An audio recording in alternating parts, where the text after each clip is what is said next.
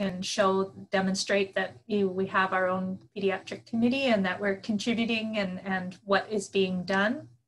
And then we wanted to have patient partners as well, because of course the whole purpose of the CanSolve CKD research program is to have patient-centered projects based on what matters to the patients and outcomes that are important to them. So of course we want to bring them involved in the conversation as well to comment on what we're doing and future ideas. So the way that we have this organized is that first of all, we'll have very kindly, courageously, we have a patient, Olivia, and her mom, Catherine, who is going to share their kidney journey with us so that it gives a very good context, because at the heart of everything that we do in clinical care and research is always about improving the lives of the patients and helping them through this journey that they're on.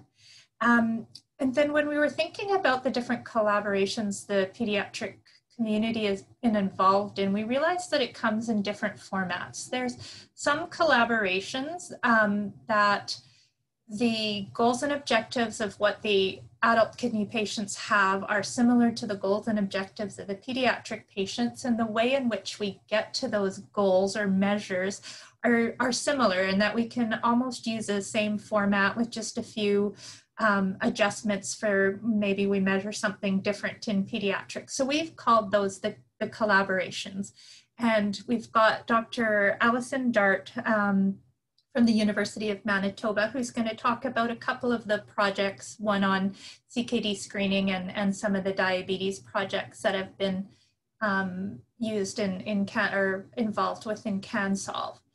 Then there's other collaborations where the goals and objectives for the adult kidney patients and the pediatric kidney patients is the same, but the way in which we get to those goals or the measures or markers we use, we can't just use the same thing that the adult programs are using. And so we've called that the innovations. So this is where the pediatric community has had to be innovative and creative and try to devise or redesign the methodology so that it actually gets to the same goals and outcomes, but it can't be done in the same way as you do with the adult patients. And so under innovations, we're going to have Dr. Meena Matsuda Abedini from University of Toronto to talk about the ProKid project. And then the final one we've included is the future. So hoping that we can continue the collaborations that we've built so far with the networks and across Canada, and potentially include more going forward. We are going to talk about a future project called Filter CKD, and Dr. Mike Zapatelli from the University of Toronto is going to talk about this project, which is intended to create a reservoir of data that not only can we test our initial questions on, but potentially involve more future collaborations, more people with research questions, find out from the patients what's important to them that we haven't addressed yet that needs more attention, and where we would be able to go with this in the future. So that's kind of the way we've set it up for today, and we're hoping to have time for discussion at the end so that we can hear from everybody on how things have gone along the way. But to put everything into perspective, we're very lucky to have Olivia and Catherine here to talk about Olivia's journey with kidney disease, and we're looking forward to hearing from you, and thank you for having the courage to come and speak with us today.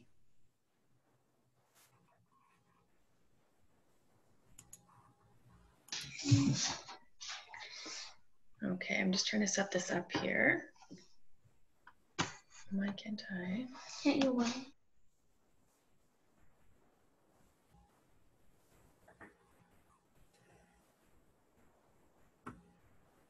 Just trying to find my notes. Everything is big, so I can't seem to find it. Put your hand down. Sorry, I'm cracking my knuckles. I know. Sometimes if it's foldy, you have to press escape to get to any other documents you might have on your desktop. Thank you. I'm a newbie towards this. Yeah, I think we're all getting used to it, seeing we do so much virtual health these days, but it has taken a while to get used to it. Definitely. So I was 25-year-old single mother to a baby that was always thirsty and vomited after most all her feedings.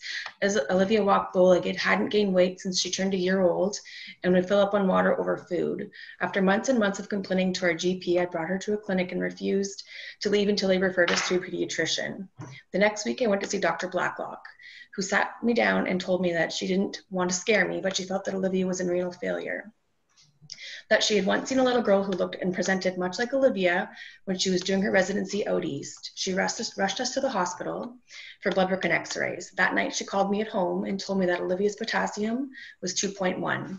She had us rush to the pharmacy and pick up potassium. She said, get as much into her as you possibly can. She had also told me about abnormal labs and that Olivia was suffering from rickets. She sent a referral to CKD.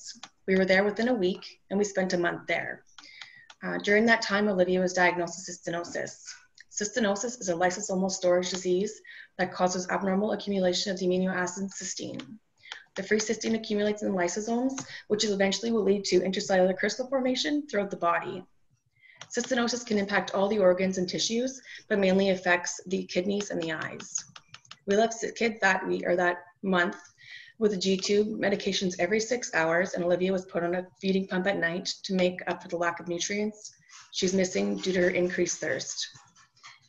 Growing up, Olivia did not have a normal childhood, regardless of how hard we tried. The medication regimens or the pumps she was connected to made it that impossible. She had never had a sleepover at a friend's house or anyone at our house because she didn't want them to know what she was going through.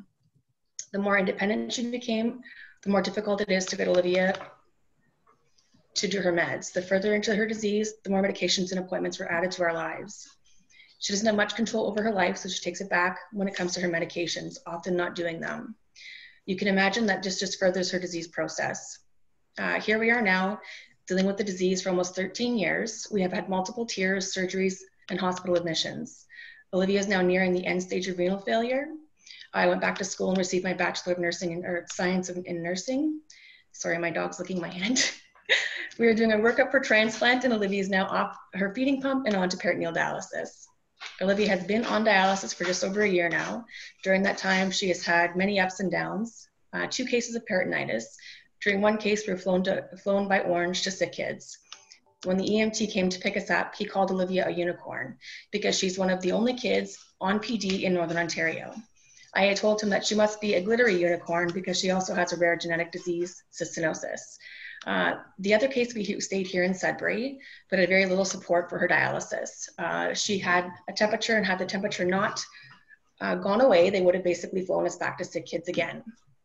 Throughout our journey, if I could change anything, it would be awareness and support for those with the disease like Olivia in outlying communities. Because she is a unicorn, when we go to the hospital for anything related to her disease, we have to call a nephrologist at CKD and have them call our local hospital ahead of time and let them know who we are and what we need. If we don't do this, we spend many wasted hours waiting for the doctor to research her disease, decide which labs are required, and how best to treat her.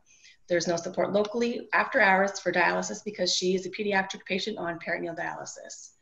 To provide better patient-centered care for patients like ourselves, outlying communities should bridge the gap and support families they have in order to keep them closer to home during acute illnesses. Sorry, that was very fast. Thank you. That was amazing how you encapsulated what you all have been through. And even from there, we can tell already some areas that I think you would find important for us to study in the future. So I think we'll wait to the end to get back for any questions if you're willing to stick around while we hear some of the research, and then maybe we can get your ideas in the end about what other things you think we should be doing more research on, and obviously more resources in local communities. I will, thank you. Thanks. So now we'll move along to Dr. Alison Dart, who's going to talk about some of the collaborations.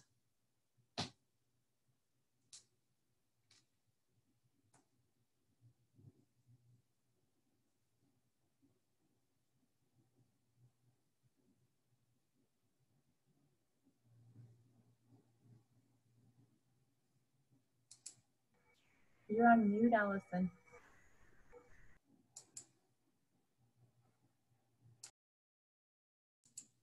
We're not hearing you yet, Allison.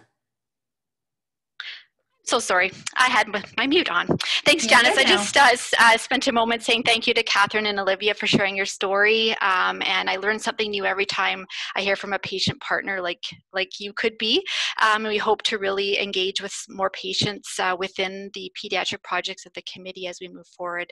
So I have 5 minutes to share with you the 2 projects that were part of the network from the beginning. And you can see the vision statement here on the slide, which really speaks to the fact that CanSolve is trying to ensure that all patients that are at risk or live with chronic kidney disease are receiving the best recommended care no matter who they are. And the projects are split into 3 themes, and the 2 current pediatric projects are within the first theme, which is focused on identifying chronic kidney disease in high-risk populations. So learning about which patients are at risk. So you can go to the next slide. We can go back. And these 2 projects were really built on partnerships. And the first project, which is a screening project, came from a partnership between adult and pediatric nephrology groups and community partners. And the second one was built between a partnership between existing pediatric research groups. Next slide. So the first 2 projects were really designed to address a very high-risk group in Canada for chronic kidney disease within pediatrics. First Nations populations, unfortunately, have the highest rates of CKD in Canada, and even children in northern and remote communities are twice as likely to have chronic kidney disease or a higher rate of comorbidities than non-First Nation people. An evolving health concern within the Indigenous population is also youth onset type 2 diabetes. And this slide shows rates of progression to dialysis for children living with type 2 diabetes on the bottom as compared to children living with type 1 diabetes on the top. And you can see that children with type 2 diabetes seem to have a much higher risk of kidney failure and a more aggressive disease than type 1 populations. So the 2 first projects were really designed to address this high-risk population and specifically diabetes within that population. Next slide. So the screening project was really designed to address screening. Children and adults that did not know they had kidney disease, living in the north where they couldn't access medical care as easily, and having progressive disease without treatment over time. And so with CanSolve, the project, which was originally called Finished, was relabeled as Kidney Check, much more patient focused, and expanded from a Manitoba-based project to a national project where screening will now be available to at-risk people across the country. And this was led initially by an Indigenous group called the Diabetes Integration Project that was doing screening already in the community, saw a need for more screening, and actually engaged with the Manitoba Renal Program, an adult nephrology group, and the Child Health Program. And so because of this collaboration, we've been able to identify children and adults at risk by just slightly modifying the protocols. Next slide. This is a point of care testing based screening program. So nursing teams travel to community and screen patients in their home community. They check their blood pressure, they do a blood test to check their hemoglobin A1C and a creatinine for eGFR, and they check their urine for albumin to creatinine ratio. Their data is put in real time into an app, and then their risk profile is generated in real time. Next slide. And so for pediatrics, we've been able to modify the adult algorithms to be relevant to children and to ensure that children that need care are getting care, either the low risk children going to their primary care providers or the higher or intermediate or high risk children going to a pediatric nephrologist. And so based on the Finished program, we are expecting to find 20% of children that need care that would not otherwise have received it. Next slide. The next project is called Defining CKD Risk in Youth with Diabetes, and this was a coming together of 2 cohorts. One, the iCare study, which is based out of Manitoba, which focuses on type 2 diabetes, and the second is called ADIT, which is a intervention trial with an observational component evaluating children with type 1 diabetes. And at least you can do the animations, just advance the slide. Yeah, so there are 9 sites for the iCare study and then 1 main site for the ADIT study. Next slide. And we've been able to identify significant differences between children that have type 2 and type 1 diabetes from a clinical perspective and a social perspective. You can see that there are many differences in their cardiovascular risk profiles and their ethnicity. And the next slide. And with CanSolve, the main goal is actually to start to analyze samples that were collected over the years of the cohort to identify biomarkers and things that might predict which children are at higher risk and help us to figure out what is different about children with type 1 and diabetes. And next slide. So what about the rest of the pediatric CKD population?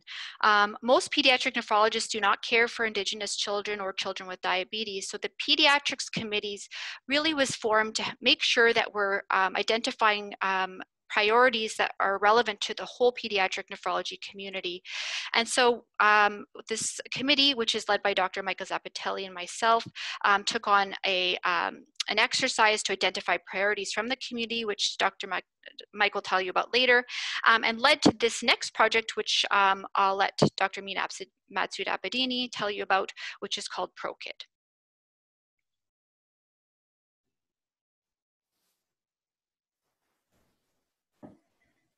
Thank you, Allison, and thank you everyone for the opportunity to share with you in the next 20 minutes the details of our study titled ProKid, and that's Development and Validation of Patient-Reported Outcome Measures for Children with Chronic Kidney Disease.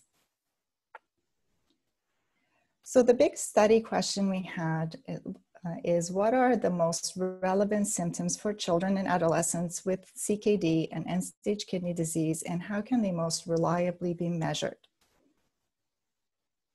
Around the same time that we were asking this question, some of us were also involved in a large international study aimed to generate a consensus-based prioritized list of critically important outcomes to be reported in all trials in children with chronic kidney disease.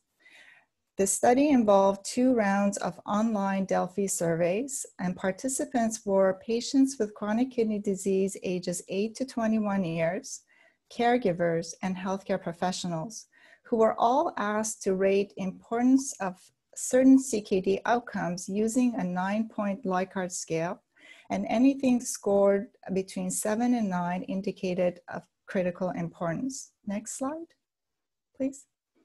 There were 557 participants in round 1 and 312 participants in round 2, representing 48 countries, most of them English speaking.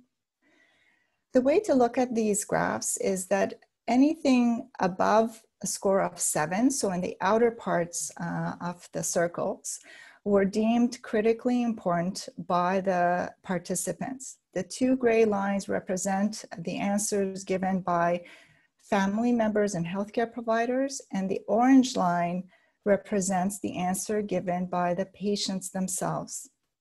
And you can appreciate that both in round 1 and in round 2, patients scored life participation more important outcome than healthcare providers and families. Next slide.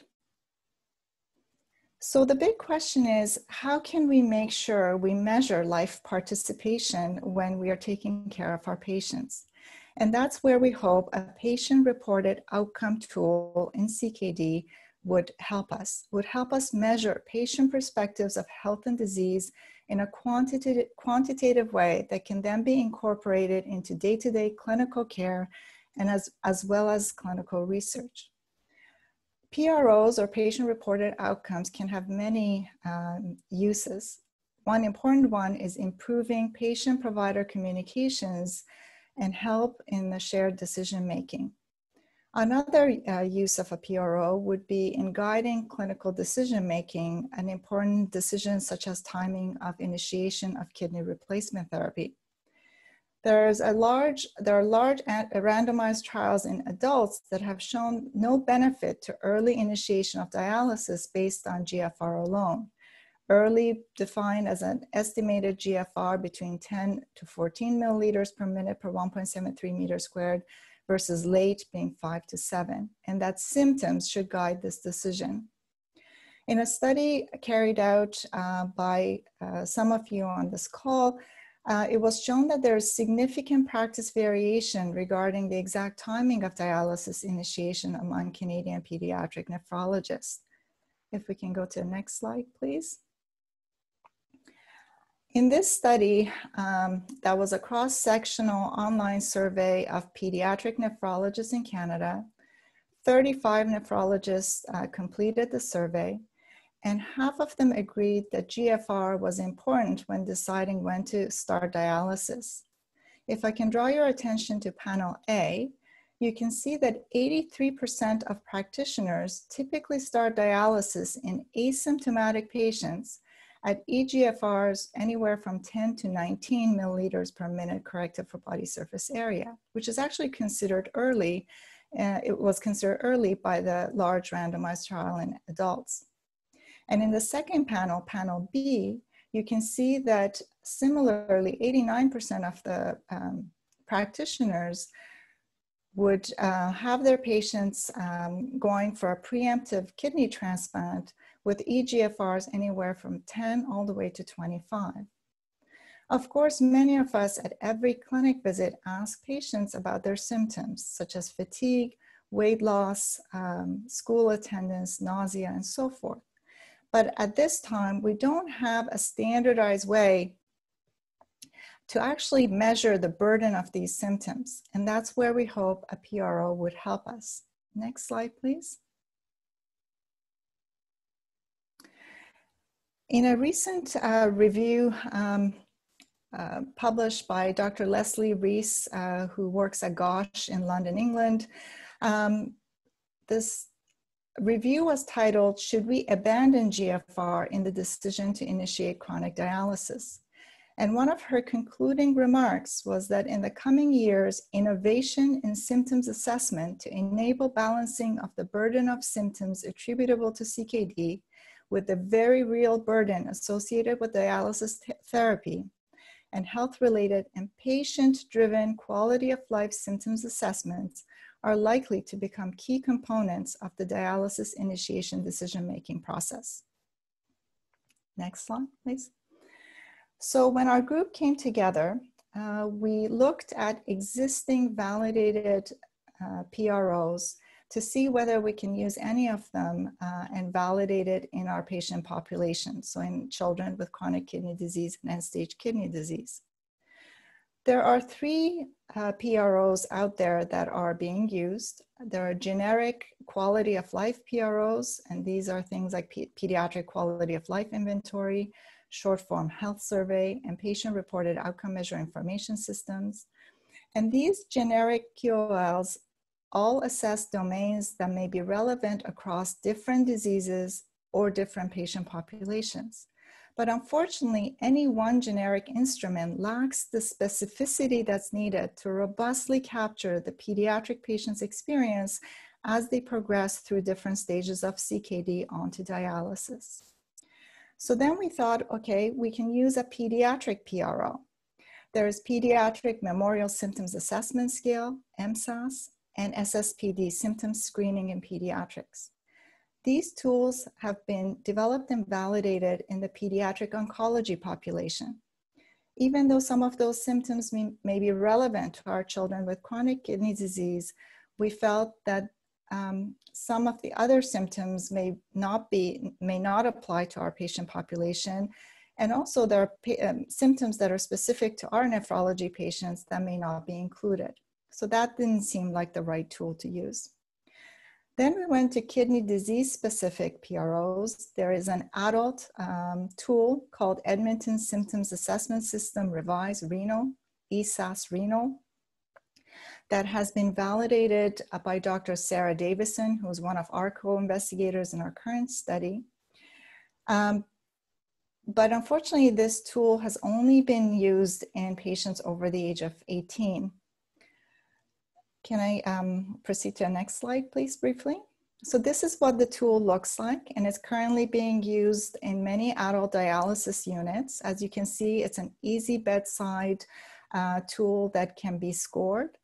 But the trouble is, even though some of the symptoms clearly apply to our pediatric patients, this is scored out of a scale of 10, And we thought that this may be challenging to score for some of our younger patients, like an 8-year-old or a 9-year-old with CKD.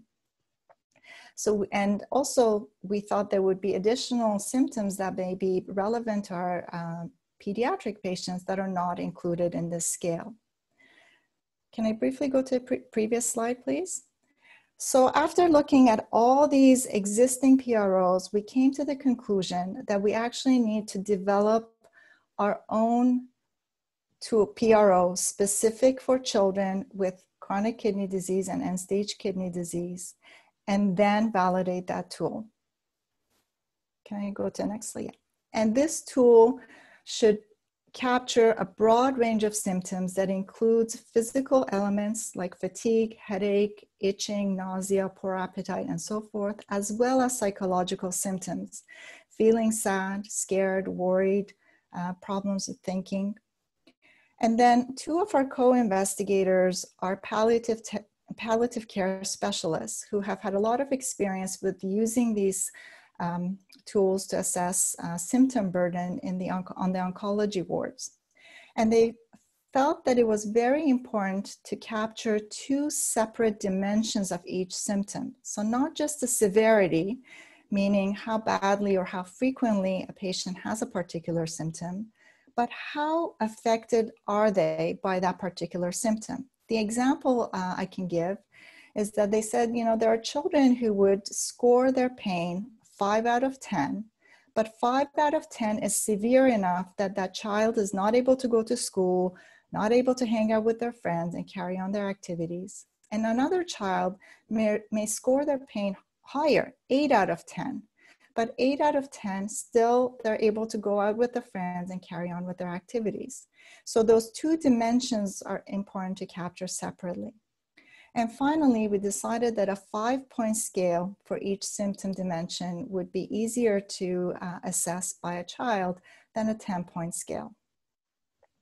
Next slide, please. So in phase 1 of the study, our goal was to develop a tool that measures symptoms that are most bothersome to children with CKD and end-stage kidney disease with content that's easy to understand and score. And for the second phase, we would then take the questionnaire from phase 1 and evaluate it for construct validity in a much larger cohort across Canada, among children with CKD and end-stage kidney disease, and compare it to scores to the PedsQL tool. And this would be the validation phase of our study. Next slide, please. Next slide. So in terms of the patients, for phase 1 of the study, it was conducted in Winnipeg and in Toronto.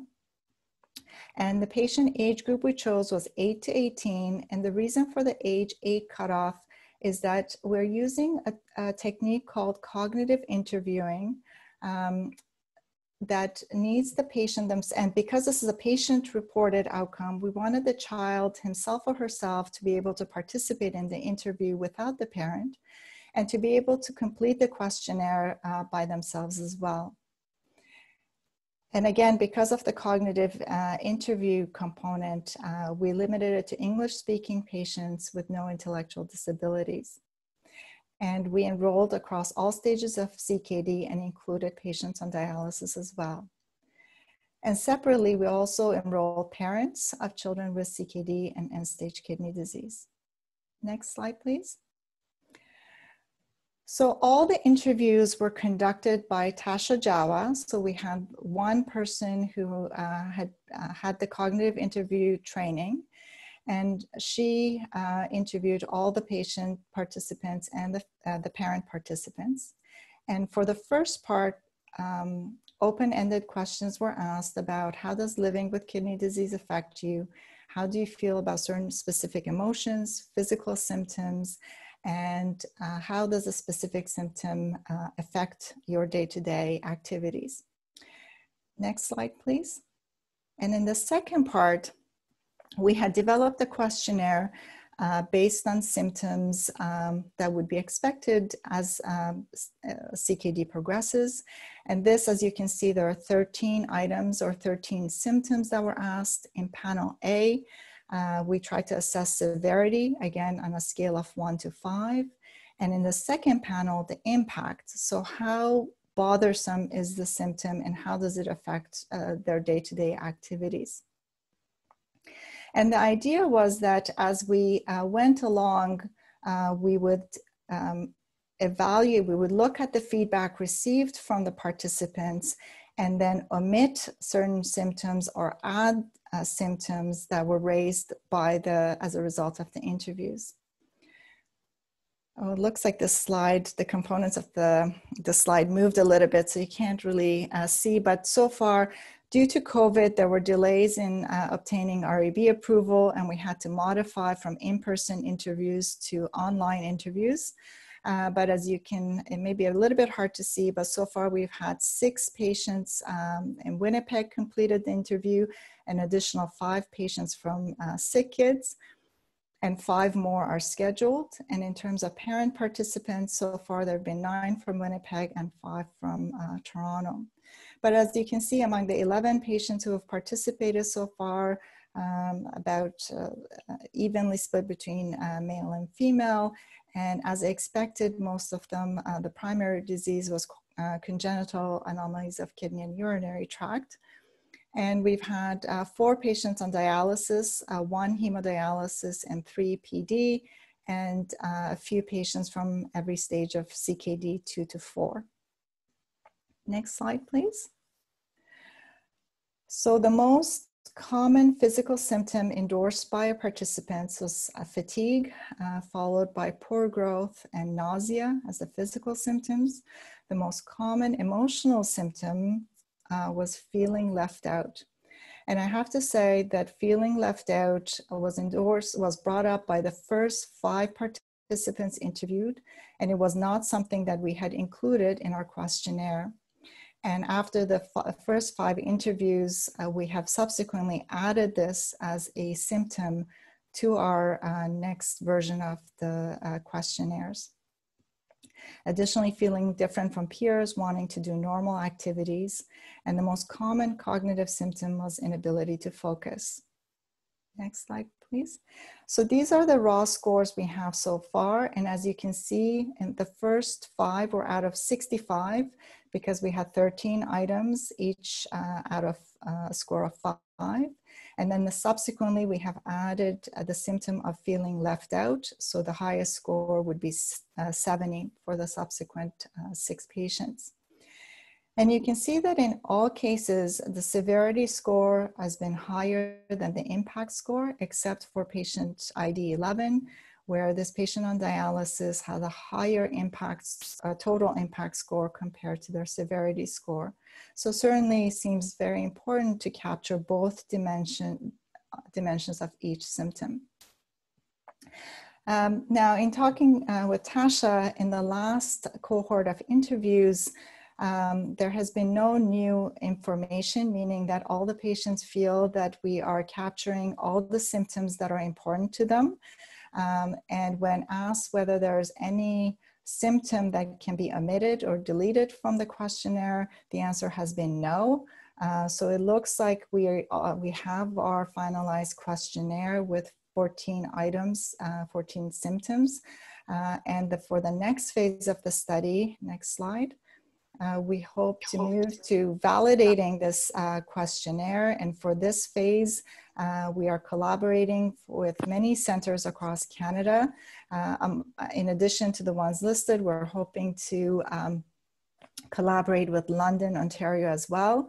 At the time of the submission of the grant, these were the number of patients in each stage of CKD. And because we have 14 items and we need, for the validation, we need 10 patients per question on the questionnaire, we're going to need 140 participants. So it appears feasible, and that's what we're hoping to do next. So with that, I would like to thank my co-PI, Alison Dart, and all the co-investigators and collaborators and parent partners who have been instrumental from the very beginning in designing this study and getting it to this point. And a huge thank you to all the participating patients and families without whom none of this would be possible. And a big thank you to Tasha Jawa for completing all the cognitive interviews, and to Sarita and Sylvia in Winnipeg for helping with enrollment of patients. That was quite a challenge with COVID and having to redesign some of the things that we've done to get to this point. So with that, I thank you, and I'm open to any questions if it's time for questions. I think maybe if it's okay, we'll leave it to the end, and we'll thank you though, both you and Allison, for excellent presentations and really being able to be creative to try to get down to what it is that's most important for our patients. We sometimes think we know, but we don't know many times. So that was great. And I think we'll move on to hear what Dr. Mike Zappatelli has planning for future research and collaborations. Mike? Thank you. Thanks a lot, Allison and Mina and Catherine and Olivia. So I have the easiest part of this, because I just have to tell you what we're planning and what we've been doing for the last few months and what we're planning. And I'm going to tell you about something that we've called, for now, we've called Filter CKD, which stands for a framework of interprovincial healthcare data for research on chronic kidney disease in children. And this is basically a group of people that is going to work together to use data across Canada to study pediatric kidney disease. Next slide. And you can just put the whole slide. So our committee, in some form or fashion, has been working together for really many years now. And the way we've made decisions about what kind of research projects to do or what kind of things we want to do is by asking our colleagues with surveys, and also at the committee level, thinking about what it is that we would like to do. And we have also been focused on doing national research. And so in the past, we've done work on nephrotic syndrome nationally, things like timing of dialysis initiation, and these have been very successful. And one of the things that's come out of CanSolve CKD Network 1.0 from our committee is ProKid. But as CanSolve CKD 1.0 was ending, we realized we need to think about the next step. Which way do we want to go? Should we focus on a project? What should we do? And we knew we wanted to do something national. Next slide. And so after a lot of talking, we realized that we wanted to build a national research strategy for children with kidney disease and projects that fulfill certain criteria. First of all, patient focus needs to be right up there. Whatever we do needs to be patient focused. We wanted something sustainable, something that's creative and novel, something that could provide training opportunities and be important for new investigators to get involved, something that could build on our existing strengths, and something that would have a meaningful impact that will actually change care, improve it, change how we make decisions. And also, we wanted to find a way to incorporate promoting equity, diversity, and inclusion in our projects.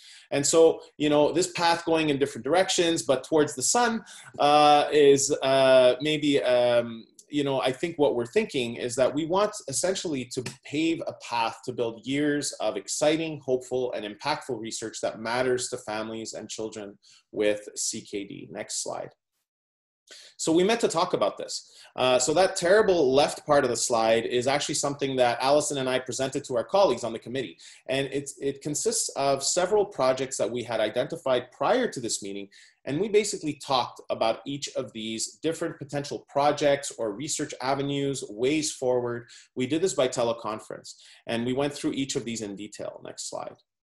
And then what we asked people to do is vote. What are your top 3 projects or research strategies? And via some strange methods, we ended up doing a voting, and we came up with top 3. But the top 2 were ProKid, which you just heard about.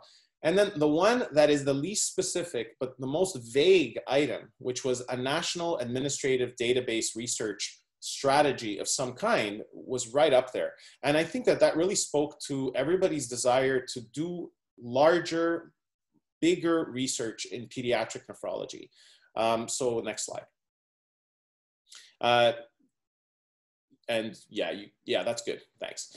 And so why should we set up a national framework for performing administrative healthcare data research in pediatric kidney disease? So first of all, kidney disease in children is rare. But within those rare diseases, it's actually very heterogeneous, and having a large sample size to do research in diseases with high morbidity is really difficult. There are also few of us. There's like 65 or 70 of us that are practicing. And so these factors in all countries lead to the fact that there's very little large-scale pediatric nephrology research. Next, you can click. But on a good hand, there's a high proportion of us, nephrologists, who have lots of expertise in clinical research and administrative healthcare data. And having a national administrative healthcare data approach really allows us to collaborate with existing adult groups, have generalizability, wide impact, and also to examine social determinants of health and somehow approach equity, diversity, and inclusion in our research. Next slide. So, our big picture at this point, we realize, okay, we basically want to use all data that's available in administrative healthcare databases across the country to answer research questions about pediatric kidney disease. That's what we want to do. Well, it's not that easy. We needed to think about the how. How can we, all of these provinces have different formats of these databases with data available. Some of them have certain variables, others have other variables. How can we combine these apples and oranges into this beautiful, fruit salad that we're seeing there? So the next click. So then was the what. This is not a research project coming up with a way to do national research. Generally, we need to have an idea, a hypothesis. We want to study kidney this, kidney that.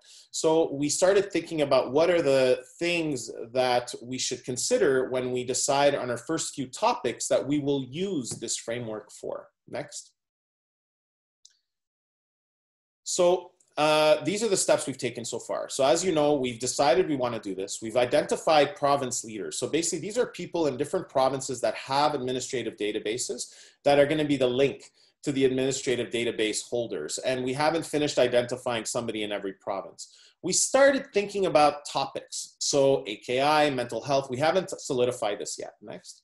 We've identified a trainee. So Michael Groff from the University of Western Ontario has been working very hard for the last 5 to 6 months and focusing first on, okay, what's there? Province by province, he's going through the different databases that provinces have, what is in them, and what are the common elements as they pertain to pediatric kidney disease. So this is ongoing, doing a fantastic job with Allison and I. He's also started setting up a systematic review for one of the possible topics we will study, which is mental health. And he is responsible for the name. Now, again, it's not finalized, but I think we kind of like it. We've started doing some validation work. Raul Chachlani has started that, and we're the next click. And what we hope to do in the next few months is submit 2 manuscripts on the how and the what, submit a grant 2021, next click. But this fall, we really need to focus on creating a patient advisory committee who can help tell us what is important, what should be our research questions. And I think we need to start thinking about how we can incorporate equity, diversity, and inclusion better in our work. Next click. You can just click the rest of the slide. The other thing we've been doing is linking with relevant people. Of course, we've presented to the CanSolve CKD Executive Committee, and we're really happy with the support we're getting. But there are other groups, resources on how to do this kind of research, and people that have done this before in other contexts that doesn't have to do with kidney necessarily. Next click. So I want to leave time for questions. So I'm going to skip this slide, and we're going to go to the last slide. That previous slide was just a description of what our manuscripts will look like in the next few months. So this is from the website of the CanSolve CKD Network. It is the governance circle, and Pediatrics committee is there at the bottom. There are all these other committees, and you can click. And I think one of the things that we hope is that this national collaborative research and research strategy will only be positive towards promoting communication with the other committees in CanSolve CKD. It can only have a positive impact in that way. But we also think it's going to help promote having a pediatric representative governance circle, having a committee of pediatric representatives.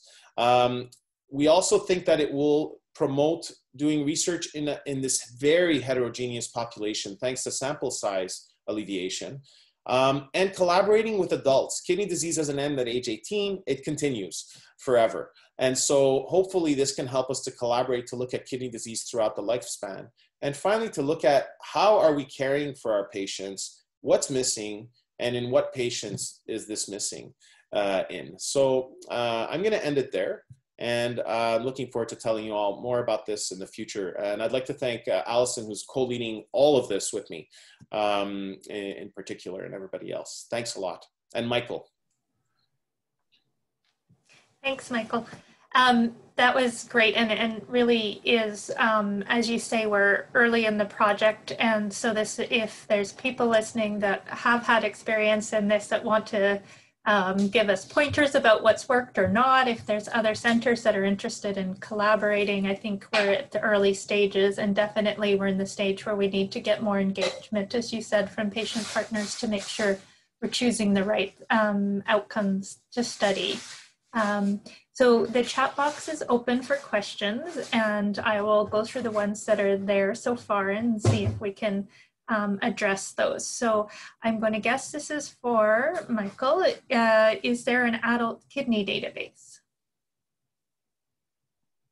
Thank you for the question. There is, every province has their own sets of databases, and different databases contain different things. For example, there might be, and it's at the provincial level or at a research institute level. And a database might contain information on hospitalizations. So for example, every time a patient is hospitalized, that information goes to the government, and then it finds its way into this database. Or if a doctor writes a diagnosis for a patient, well then that diagnosis ends up finding its way into this database. So what there are adult kidney research networks that utilize these databases the way we want to, but they're at the provincial level mostly. Not completely, but mostly. And so there's one in Alberta, for example. There's another one, and there's one in BC. There's one in Ontario. So the answer is yes. And we want to work with these networks. Thanks a lot. And a question from Francis Harley, probably to Mina, but others. Have any caring physicians been surprised by individual patient responses? I'm not sure that we've been surprised, but it certainly is eye-opening to see that the outcome that is so important to our families, to our patients, is life participation. And then to see that the symptom of feeling left out was unanimously brought up by all participants, which also ties in with the life participation. So clearly a very important symptom that I'm not sure we routinely, I think we allude to it, and we are always trying to make sure that we pay attention to all the quality of life issues. But I would say that right now we don't have a standardized way of measuring that particular symptom, so I'm not sure that I was surprised, but it was interesting to me that that was brought up by all of them as something that we had missed in that questionnaire, that we all thought we had captured the symptoms that are important to our patients with chronic kidney disease. Yeah, I think, and that probably leads well into the next question, which is the importance of how the words are set up. And there's a comment here from Kristen about using the term bothersome and kids having to fill this out independently and trying to find exactly the right terms to capture what it is that you're trying to get from the patients. So maybe I'll get, I think Tasha's on this call. She's the one who's been conducting all the interviews, and she's probably a better person to answer this, because there is a standardized way of asking, and if there's a word that is not clear to them, there are other synonyms that are used. And Tasha, are you on the call? Yeah, I'm here. So during the interviews, what we did was specifically probe the terms that we were using.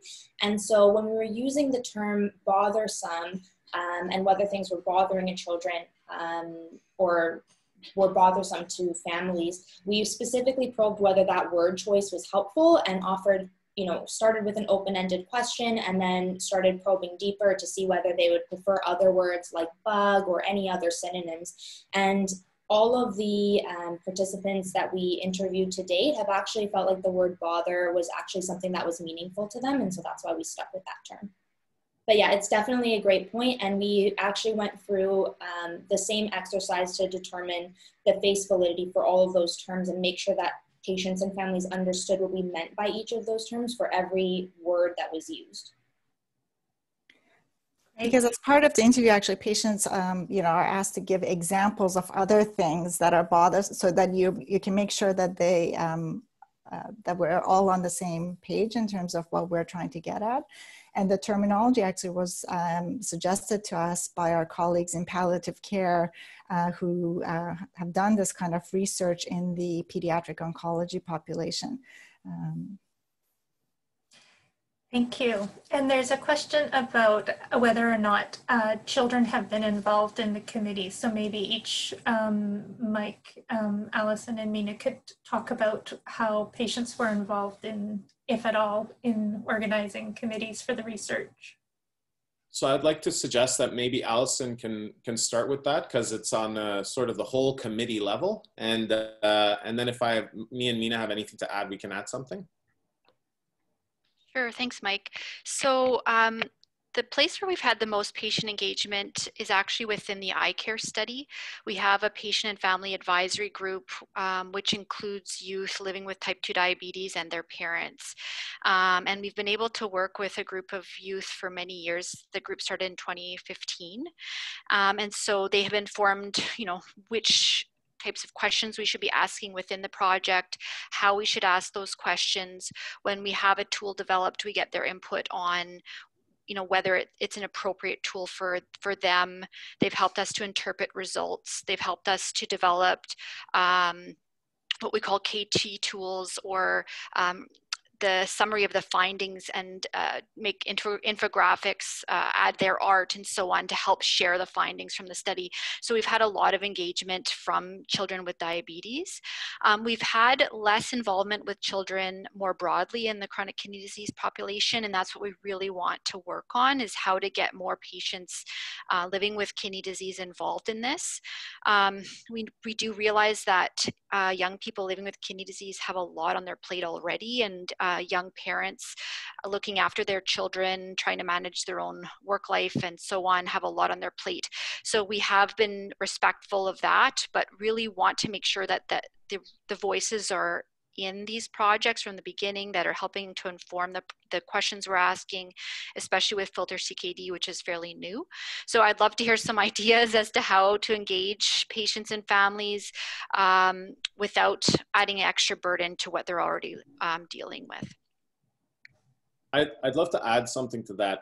My experience with the ProKid study, where we had those 3 parents that Mina mentioned, the 2 from Toronto, 1 from Winnipeg, that was a fantastic experience for me. And it actually shaped how I do my research. I do research in other areas, kidney diseases in non-kidney patients. And I now invite patients to be part of the research team. And I think that I've started to realize that we're a little bit, maybe appropriately, paternalistic. I think we make assumptions that we don't want. We feel bad that our families are dealing with so much. And I think that part of it is about being a little bit afraid of wanting to put that extra burden on them, even though it's true that there is burden. So sorry, I'll field it back to Allison's question. Well, maybe we can have Catherine comment on what you think about, involvement of families in research and what's asking too much. We have been asked a couple times now to partake in research. I find it's easier if it's by email or a quick phone call. Doing it during appointments makes it difficult because, like for us, we travel 4 hours. We're often going there and back. So we will travel up the day before, have our appointment, and our appointments are quite lengthy because we have multiple things to do during those. So if it's time-based, I would just say emails. Emails are the easiest way to communicate for us. That way you can do it on your own time, send it like quite early so you can keep going back to it if you need to. And that's basically how I would want to be included in any research for questionnaires and stuff like that. Over the phone sometimes doesn't work if you're at work, or if it's like one that's automated, you can do that quickly. It's not back and forth communication. So stuff like that might be easier for working families with young kids and jobs and stuff. Okay. And there's another question here for you. What is your future hope for Olivia? For Olivia, I hope one day she just gets it. She stops balking the system and understand that she is basically deathly ill at this point. She needs to get her act together and do her meds and smooth sailing, because even once she gets her transplant, it's not said and done. She still has to take medications to keep her progression going forward. And if she doesn't, she will be in some deep trouble medically. And at this point, at 15 almost, she's not getting it yet, regardless of how much we educate her or spend time talking to her or even arguing back and forth about what she needs to do to make her life better. She just doesn't see it. She tries to take control of her health or her life, and that's the only way she knows how right now, is to not do the things that are required for her to keep her healthy. Right. If I had a wand, I would wave it. Us too. The evolving brain is always challenging. And having listened to the talks today, are there other areas that we haven't talked about in terms of things you think we need more research in that you think are valuable? I think the questionnaires for children and the wording is very appropriate. Bothersome is something we do use with mental health patients as well. So that could be something that kids actually get it, because some things an adult think might bother a child, but really it's their day-to-day life, so it does not affect them. The wording is definitely important in these questionnaires for sure. Mm-hmm. Great, thank you. There's a few more. I know we're running out of time. We'll try to get through these maybe quickly. So from Susan, is there a plan to formally validate the admin database algorithm for CKD in kids? Mike? Oh, so I was just answering because of the time, but quickly, Allison has published a paper on using Manitoba administrative healthcare data in pediatric research just recently for CKD validity, and finding overall similar kind of results that you would expect in terms of sensitivity and specificity. And Rahul and I are going to be working on that also, and also together with Allison using Ontario data. And we're also going to be looking at, we have to think, is this going to be just general population, or are we talking about, very specific groups of populations as well? So I think we need to try to make it work as better as possible. So yes. From Maury, probably for Mina, do you have a sense of first language for survey takers and whether bilingual capacity impacts the quality of the response? And will you translate the instrument when validated, I presume, for other languages?